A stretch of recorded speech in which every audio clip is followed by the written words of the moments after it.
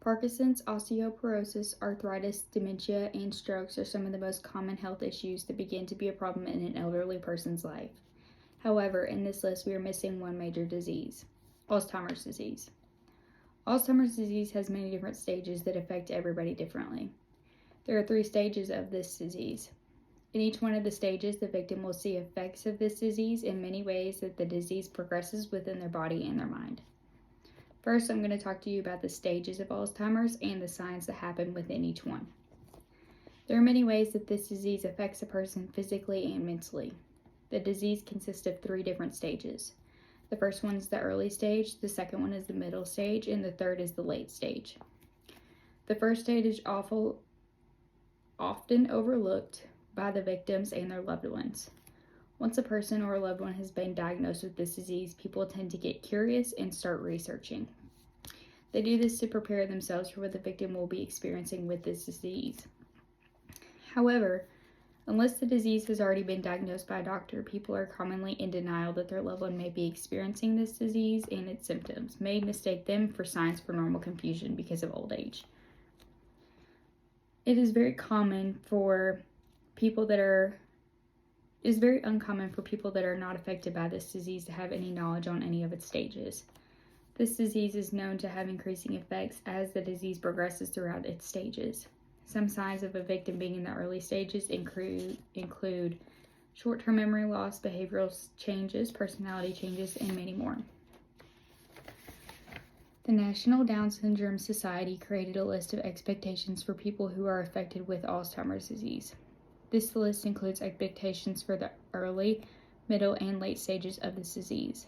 For example, people with Alzheimer's in the early stages may experience personality changes and a decline in work productivity, but in the late stage, it might experience more extreme symptoms like full incontinence. The second stage is when most victims see the signs of the disease, which will lead to the diagnosis by a doctor. The second stage of the disease will be much more eye-opening compared to the early stage. The second stage consists of signs like having difficulty recognizing people that they might see often, decreased ability to perform daily tasks, and even some incontinence. Once a person or a loved one that is diagnosed with this, it is common to realize how many people are affected by this disease at an older age. In 2022, the Alzheimer's Association created a report that shows the statistics of Alzheimer's. The report states that 2.31 million people that are over the age of 85 have been diagnosed with Alzheimer's. According to the research, 100,000 people are expected to be diagnosed with this disease each year. The third, which is the most advanced stage, is very heartbreaking for anyone to witness a loved one go through. At this stage in the disease, the victim is fully dependent on the loved ones and caretakers for all of their tasks. This stage consists of full incontinence, the inability to chew or swallow, decreased mobility, etc. This stage is not only hard for the loved ones of the victim, but also themselves if they are aware that this is happening to them. Losing their independence in such a fast and drastic way can cause other mental illnesses for the victim, like depression and anxiety. Now that you're aware of some of the stages and signs that are displayed in each one, I'm going to talk to you about the research that is currently being done. During and after a loved one goes through this process of this disease, people take the time to educate themselves on this disease for very many reasons. One reason people tend to self-educate on this is to see what the chances of them inheriting the disease are. Unfortunately, this disease is genetic, so there's a good possibility of it progressing within the victim's family. However, studies have been proven that there are ways that you can help prevent the disease from affecting you. An interview on YouTube starring Kurt Daffner, Division of Cognitive and Behavioral Neurology at Brigham and Women's Hospital. This interview, he discusses that there are many ways to keep the health of the brain under our control, like participating in physical activity. This plays a big role in the development of Alzheimer's since the disease source is the brain itself. Another reason people self-educate on Alzheimer's disease is to help their loved one with the experiences they may interact with. There are many different things you can do to help a victim of this disease. One of the main things you can do is take the time to educate yourself on what they are going to go through. Understand the effect of this disease has on their mind and mental status can help prevent frustration when you are helping them with their daily task. It's very common for a caretaker to get frustrated with the victim when they ask the same question multiple times or even ask for help doing something that they do every single day.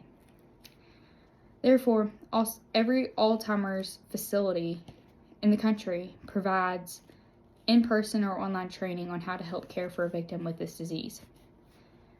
Another common people tend to do research on this disease is to seek status for a cure. For many years, scientists have been seeking cure for this disease, but as of today, there is no cure. However, as more research is being done on this disease, studies have shown that there are vaccines being produced to delay the process.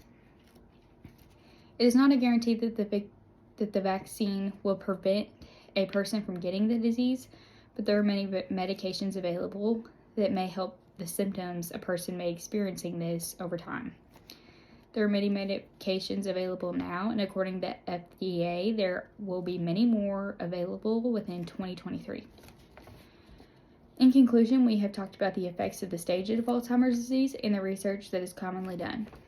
Alzheimer's affects many people in many different ways. As I said within this speech, many people do not take the time to self-educate on this disease until they are affected themselves or a loved one gets the diagnosis.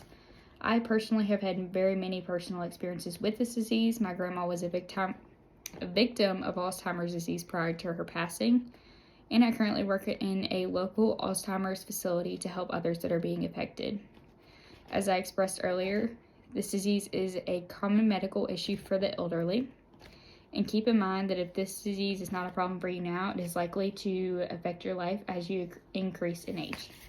Thank you.